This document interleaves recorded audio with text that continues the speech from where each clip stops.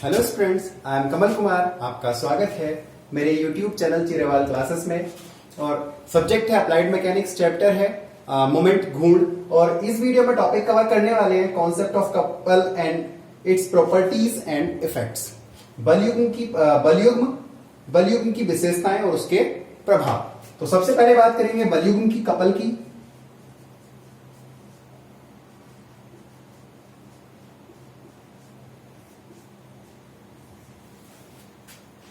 तो बलयुग्म दो समान, समांतर तथा विपरीत बल किसी पिंड के ऊपर एक बलयुग्म बनाते हैं। कैसे?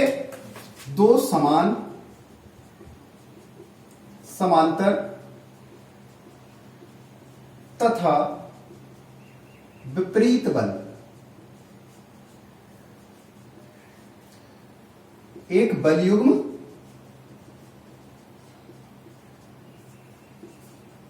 बनाते हैं। क्या? यदि किसी पिंड के ऊपर दो समांतर, समान तथा विपरीत, जिनकी दिशाएं एक दूसरे के अपोजिट हैं, विपरीत हैं, वो क्या करते हैं? एक बलयुग्म बनाते हैं। और बलयुग्म के कारण क्या होता है, बलयुग्म के प्रभाव क्या होते हैं कि बलयुग्म के कारण कोई भी पिंड घूर्णन गति करने की प्रवृत्ति रखता है। यानी अगर किसी पिंड के ऊपर बलयुग्म लगे, कपल कार्य करे, तो पिंड क्या करेगा? रोटरी मोशन करेगा, घूर्णन गति करेगा। तो बलयुग्म की अगर जनरल लाइफ में एग्जांपल की बात करें तो नल की टोटी, जो टोटी होती है नल की, उनको ओपन करने के लिए क्या काम करते हैं? जब हम नल की टोटी को पकड़ते हैं इस तरीके से, तो क्या होगा? एक ये वाला फोर्स और ये फोर्स दोनों इक्वल वैल्यू के लगाते हैं और डायरेक्शन इसकी इधर, इसकी इधर। तो जब इस तरीके से हम टोटी को ओपन करते हैं तो उसमें एक बलयुग्म कार्य करता है, जिससे टोटी ओपन हो जाती है। तो दूसरा एग्जांपल की बात करें, किसी बोतल का ढक्कन ओपन करना है। बोतल का ढक्कन ओपन करने के लिए भी हमें बलयुग्म लगाना पड़ेगा, तब बोतल का ढक्कन ओपन कर सकते हैं। तो उसके बाद बात आती है बलयुग्म की भुजा।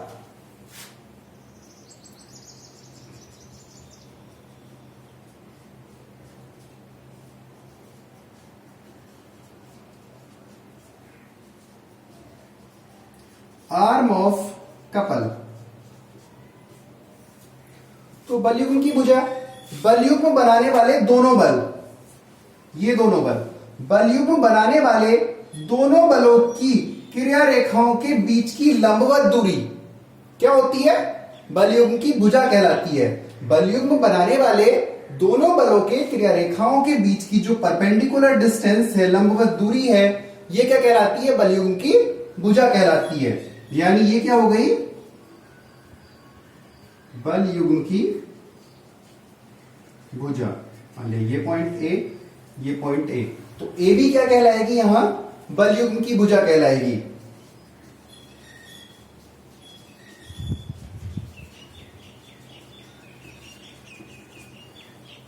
उसके बाद नेक्स्ट बात आती है बलयुग्म के आघूर्ण।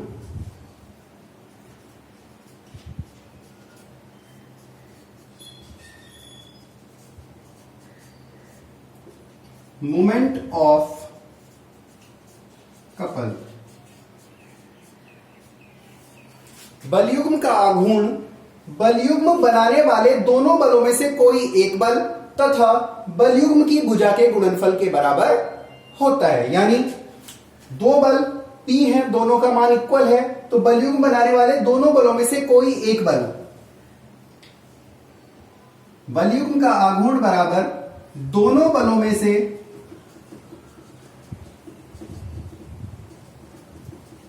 कोई एक बल तथा बलयुग्म की भुजा का गुणनफल के बराबर होता है। तो इंटू गुणा बलयुग्म की भुजा। यानी इस फिगर के अकॉर्डिंग अगर देखा जाए तो कितना हो जाएगा बलयुग्म का आघूर्ण? P गुणा बलयुग्म की भुजा AB। क्लियर? उसके बाद बात आती है बलयुग्म के दिशा की, कि बलयुग्म की दिशा क्या होंगी। तो बलयुग्म की दिशा देखिएगा,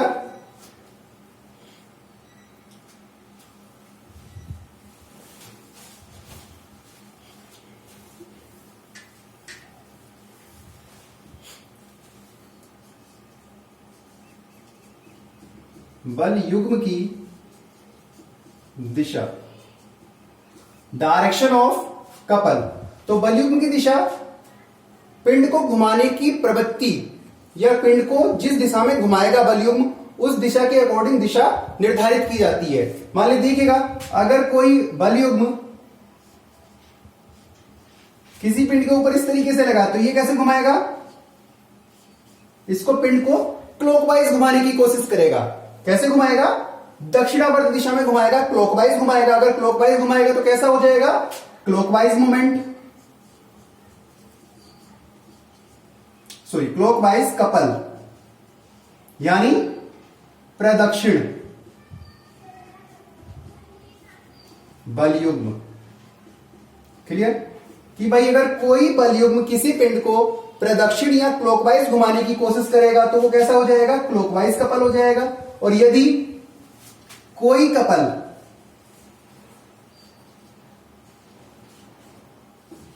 किसी पिंड को कैसे घुमाए, एंटी क्लॉकवाइज घुमाने की कोशिश करे तो कैसा हो जाएगा, एंटी क्लॉकवाइज कपल हो जाएगा।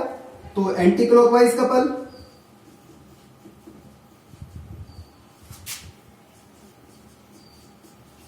कैसा, प्रवाम बल युग्म। क्लियर कि भाई कोई कपल किसी पिंड को अगर प्रदक्षिण घुमाए, क्लॉकवाइज घुमाए तो कैसा हो जाएगा, क्लॉकवाइज कपल हो जाएगा, प्रदक्षिण बल युग्म हो जाएगा।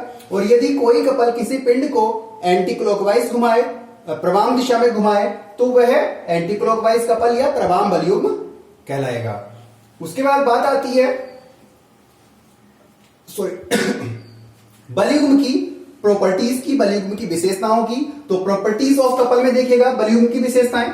सबसे पहली विशेषता होती है कि किसी बल युग्म के बलों का परिणामी घूर्ण सदैव बल युग्म के आघूर्ण के बराबर तथा उसी दिशा में होता है।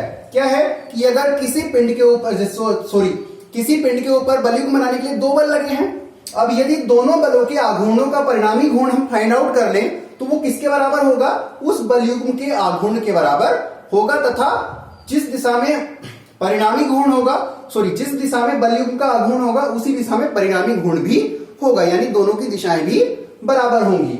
दूसरी प्रॉपर्टी क्या कहती है कि बल युग्म का प्रभाव केवल घूर्णन गति कराने का ही होता है। यदि किसी पिंड के ऊपर अगर बल युग्म लगा है तो पिंड केवल घूर्णन गति ही कर सकता है, यानी बल युग्म के प्रभाव में पिंड केवल घूर्णन गति कर सकता है। नेक्स्ट, किसी बल युग्म का आघूर्ण सदैव स्थिर रहता है, कि जो बल युग्म का आघूर्ण है हमेशा फिक्स रहता है, स्थिर रहता है। नेक्स्ट फोर्थ देखिएगा, किसी बल युग्म को एक अन्य बल युग्म द्वारा ही संतुलित किया जा सकता है, एक बल द्वारा नहीं। यानी अगर किसी पिंड के ऊपर कपल बल युग्म लगा है और उस पिंड को अगर हमें उस बल युग्म को संतुलित करना है तो उसके लिए हमें उसी मान का एक दूसरा बल युग्म लगाना पड़ेगा।